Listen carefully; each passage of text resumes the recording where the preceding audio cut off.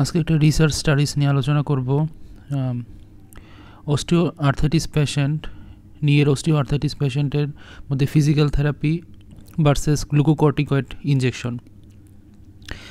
স্টাডিটা 2020 সালের এপ্রিলের 8 তারিখে প্রকাশিত হয়েছে।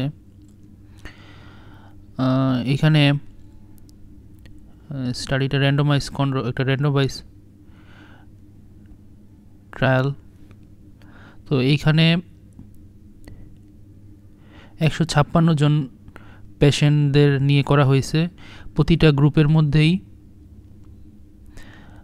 78 জন করে পেশেন্ট ছিল। একটা গ্রুপে 78 পেশেন্ট, যে গ্রুপে গ্লুকোকর্টিকয়েড ইনজেকশন দেওয়া হয়েছে, আর একটা গ্রুপে ছিল 78 জন পেশেন্ট যেটাতে শুধু ফিজিক্যাল থেরাপি ট্রিটমেন্ট দেওয়া হয়েছে। আর এইখানে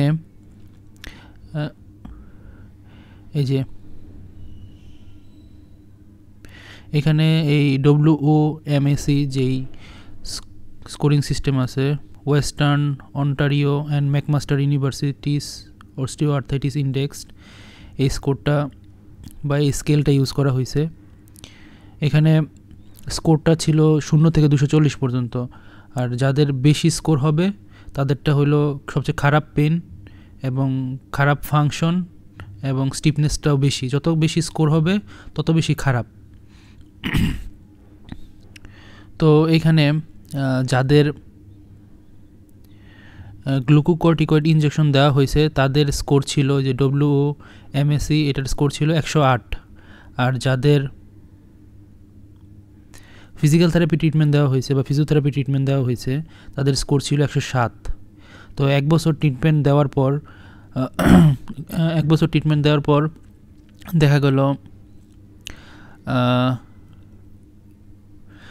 গেল যাদের গ্লুকোকর্টিকয়েডস ইনজেকশন দেওয়া হয়েছে নি অস্টিও আর্থাইটিস, তাদের স্কোর 108 থেকে হলো কত 55।